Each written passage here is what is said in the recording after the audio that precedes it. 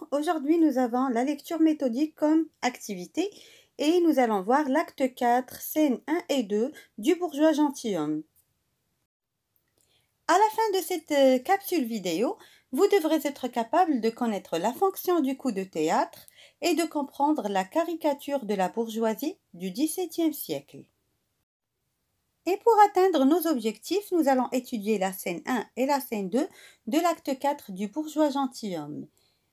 Tout d'abord, sachez que je ne vais pas lire le texte, ça prend beaucoup de temps. Je vous laisse le soin de le faire et d'expliquer les mots difficiles. Commençons par les personnages que nous avons dans la première scène. Il s'agit de Dorante, Dorimène, Monsieur Jourdain, deux musiciens, une musicienne et le laquais. Et en particulier, je vais mettre le doigt sur cette expression qui est en italique. Tous se mettent à table. Quand vous voyez, il s'agit d'une didascalie. Et on a déjà expliqué ce que veut dire les didascalies. Ce sont des indicateurs scéniques. D'accord? Donc nous passons à la réplique de Dorante, si on se permet de l'appeler ainsi. Donc comme vous voyez, elle est assez longue. Donc là, nous parlons d'une tirade. Par contre, quand vous voyez Dorimène, elle se contente d'une petite phrase. Donc là, il s'agit d'une réplique. Continuons de survoler l'extrait. Nous allons voir qu'il s'agit d'une première chanson à boire. Il y aura une deuxième et ce sont les musiciens et la musicienne qui vont la chanter. Et si vous avez bien fait attention, vous allez remarquer qu'il y a des nombres. Donc ces nombres, ils correspondent à des définitions. Là, au-dessus, vous avez des nombres avec des expressions et des mots qui sont un peu difficiles avec des définitions très claires. Prenez un peu de temps pour les lire. Surtout que dans cette pièce de théâtre, il s'agit du vocabulaire et du lexique du XVIIe siècle. En voici la deuxième chanson.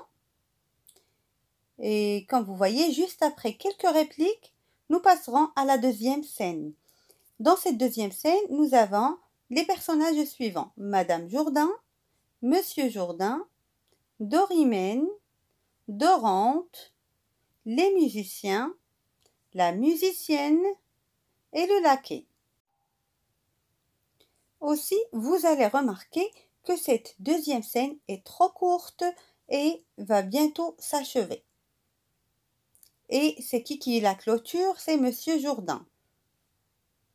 Après ce survol, j'estime que vous avez arrêté la vidéo et que vous avez lu attentivement le texte et expliqué les mots difficiles. Situons tout d'abord ces deux scènes par rapport aux scènes précédentes. Après avoir rendu visite à Monsieur Jourdain, Dorimène, accompagné de Dorante, fait sa première rencontre avec le bourgeois et ils vont dîner tous les trois. À ce stade, vous savez sans doute que le dramaturge qui a écrit cette pièce de théâtre est bien Molière et que son genre est la comédie classique. Donc elle a été écrite au XVIIe siècle et plus précisément en 1670. Passons aux hypothèses, nous allons poser 3 questions et donner des éléments de réponse que nous allons vérifier par la suite. Tout d'abord, comment Monsieur Jourdain est-il décrit par Molière? On suppose qu'il est ridicule, heureux, stupide et naïf. Deuxième question, qu'en est-il pour Dorante? Alors on suppose qu'il est intelligent et habile et nous allons voir est-ce que c'est lui qui va gérer la discussion ou bien Monsieur Jourdain. Troisième question, qui va perturber leur dîner avec Dorimène? Supposons que ça sera Madame Jourdain. Et en se basant sur les deux caractères opposés de Dorante et de Monsieur Jourdain, nous avons choisi comme premier axe les malices de Dorante. Tout d'abord, nous commençons par l'habileté de Dorante face à la naïveté de Monsieur Jourdain. Et comment se manifeste cette habileté chez Dorante? Vous l'avez sûrement remarqué, il parle trop et il domine la discussion par rapport aux autres personnages, mais aussi il détourne la situation en sa faveur quand Monsieur Jourdain et Dorimène parlaient du diamant. Si vous avez bien lu la scène, vous allez remarquer que c'est Monsieur Jourdain qui a acheté le diamant pour Dorimène. Par contre, c'est Dorante qui l'a offert à cette marquise en son nom. C'est ce qu'on appelle le quiproquo. Donc le quiproquo, c'est un malentendu entre les personnages et cette situation, on la trouve au théâtre. Elle provoque un décalage entre ce qui est dit et ce qui est attendu. Revenons à Dorante.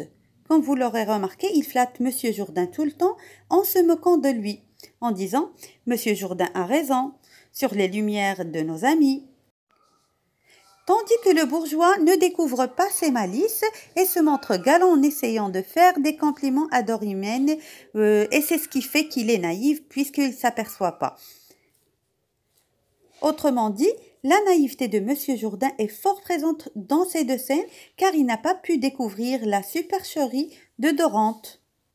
Notre dramaturge Molière fait de son héros un bourgeois galant mais ridicule. Sa naïveté et son ambition d'avoir le titre d'un noble à tout prix ont permis à l'habileté de Dorante de bien tourner la situation en sa faveur. Passons au deuxième axe, l'intelligence des femmes. C'est ce qu'on va découvrir. Est-ce qu'on attendait l'arrivée de Madame Jourdain? Eh bien non, parce qu'elle était chez sa sœur, donc personne ne l'attendait. Comment était sa réaction? Bien sûr, elle était en colère en voyant son mari en train de dîner avec Dorimène et Dorante. Maintenant, essayons de relever quelques propos qui montrent que Madame Jourdain est vraiment intelligente. Premier exemple. C'est donc pour cette belle affaire-ci, monsieur mon mari, que vous avez eu tant d'empressement à m'envoyer dîner chez ma sœur? Deuxième exemple. Voilà quand vous dépensez votre bien et ainsi que vous festinez les dames en mon absence et que vous leur donnez la musique de la comédie, tandis que vous m'envoyez promener. Un troisième exemple. Ce sont des chansons que cela. Je sais ce que je sais. En effet, les propos suivants montrent que Madame Jourdain connaît d'avance les vrais buts de Dorante. Je n'ai que faire de lunettes, monsieur, et je vois assez clair. Il y a longtemps que je sens les choses. Je ne suis pas bête, je me moque de leur qualité. Finalement, quelle image d'ensemble attend de Madame Jourdain? Donc, c'est une femme intelligente, maligne, qui a une forte personnalité et qui sait défendre sur tous ses droits. Dites-moi, dans cette scène, on a remarqué un changement brutal d'événements. Comment appelle-t-on ce changement? C'est le coup de théâtre. Pas de panique, je vous explique. Alors, le coup de théâtre consiste en un retournement brutal d'une situation. Il permet d'accroître l'intérêt de l'action. Madame Jourdain a pu se mettre en premier plan grâce à sa forte personnalité, son intelligence et son courage.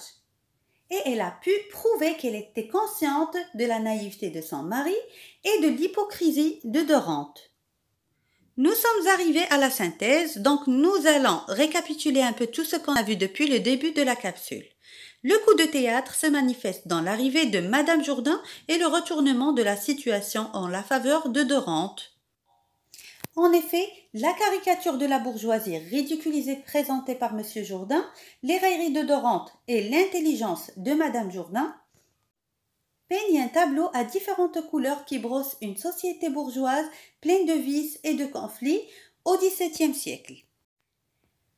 Notre cours est achevé. N'hésitez pas à m'écrire vos questions dans les commentaires. Vous savez bien que vos questions sont toujours les bienvenues. Je vous aime et à très bientôt. Surtout, restez chez vous s'il vous plaît.